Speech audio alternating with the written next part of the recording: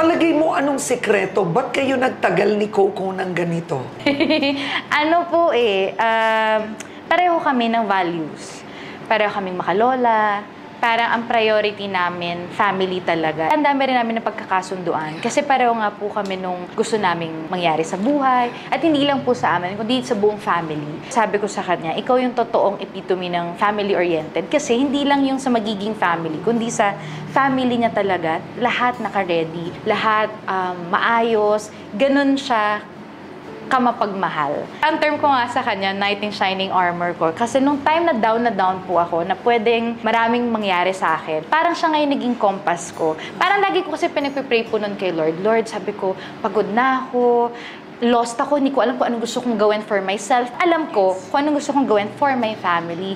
Pero pag kung ano yung tatanungin ako, ano bang gusto mo? Hindi ko na po alam. Tapos lahat pray lang na parang, Lord, gusto ko naman this time may mag-alaga naman sa akin, ganyan. Pero not specifically as partner po And then nagkataon dumating siya. Hindi ko pa na-realize at first na siya yung binibigay ni Lord. And then, pag may nangyayaring struggle sa life, meron nang sumusuporta sa akin. Ito dapat, huwag ka mag-alala. Ang laging linya ni Coco, huwag ka na mamblema. Relax ka lang dyan, ako nang bahala. Ako yung parang, ay, bago to Yung parang, hindi naman ako yung masistress this time. Tapos meron nang nag-handle for me. Ito yung specific na pinag-pray ko. Hindi man as partner yung pinag-pray ko kay Lord, pero binigay ni Lord lahat, all in sa Kanya. Kung ano yung pinag-pray mo, yun din yung binibigay ni Lord. Just wait. Would you say, when you met him, you knew, gusto ko to?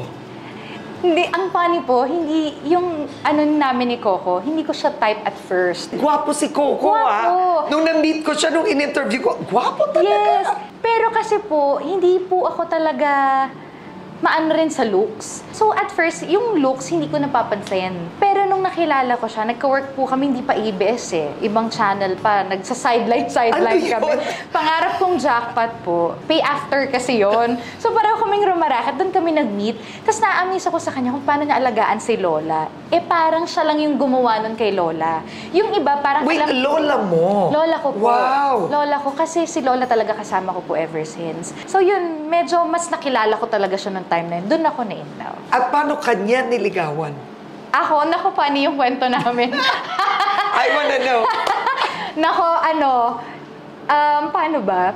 Para po siyang hindi siya yung agad-agad kasi medyo may pagkabaragas ako dahil laking Pandakan, laking Maynila. Kumbaga parang nung nililigawan niya ako, nagpapanik ako. So lagi ko siyang binabluff hanggang sa na-hurt ko siya. Umabot na lang sa point na nung nag-meet kami ulit, nagka-work kami ulit, doon na nag-develop ulit. Shortcut no? Pero ano ba, mabigay siya ng bulaklak, super matyaga? Sweet. Super sweet. Lahat.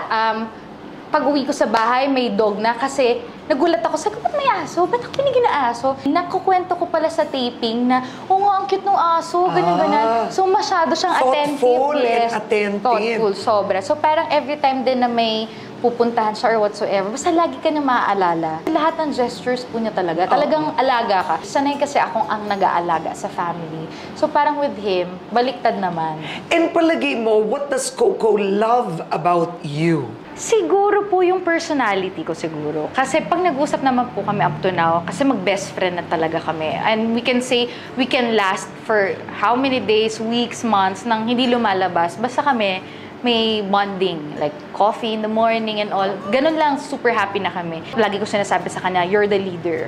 So kapag hindi kayo swak sa personalities, hindi rin mag-work any relationship. You're supportive.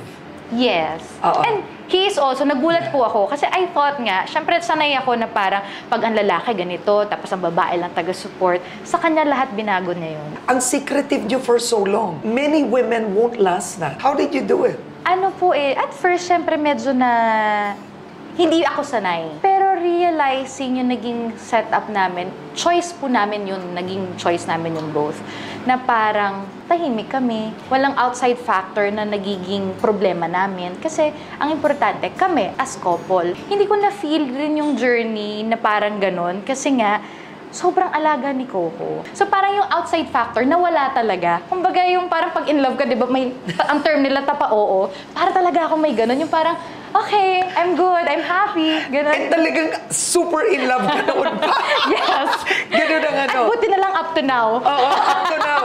And recently, sa ABS-CBN Ball, dalawa na kayong lumabas. How did that feel? Happy. Siyempre, overwhelming pa rin kasi para po akong nahihiya talaga every time na may nakatingin sa amin. Pero I'm just happy and proud also. Kasi sa lahat ng mga na-achieve niya. Tapos parang walking with him. Parang alam mo yung feeling ko na, ito yun. Pinag-usapan niyo ba yun? It's time. Lumabas na tayo. Actually, hindi naman po sa pinag-usapan. It's more of parang naturally na lang na nangyari. Sanay na po ako talaga na yung normal setup namin. And then, sabay, ako yung, sandali, wait lang, hindi ako ready. Parang nagpanic pa ako at first nung nalaman ko. Pero ever since naman po, hindi naman kami nagtatago. It's more of, we're not just sharing everything. No. We're just private po.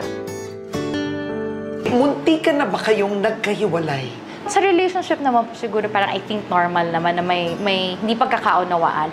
Pero I'm proud to say na ang relationship po namin nagre-revolve talaga sa respect. Parang pag love ka lang nag-focus, definitely, merong tataas dyan, may magkukulang. So pag doon ka nag-focus, masisira talaga any relationship. So parang sa amin, ang lagi lang naming rule, respect. Technically nga, wala kaming major away na parang talagang sigawan and all. Sobrang kaming kalmado. You're very secure, matibay kang babae. Kasi si Coco Martin yun eh. Ang dami niyan mai-insecure. Siguro maturity na rin po. Aminado naman ako, syempre nung medyo bagets-bagets pa. Insecure talaga po. Hindi mo may iwasan eh. Coco Martin is Coco Martin. Maraming aaligid. Maraming aaligid dyan. Alam nyo na kung sino kayo. Hi guys! Parang si Marian Rivera nang in-interview ko.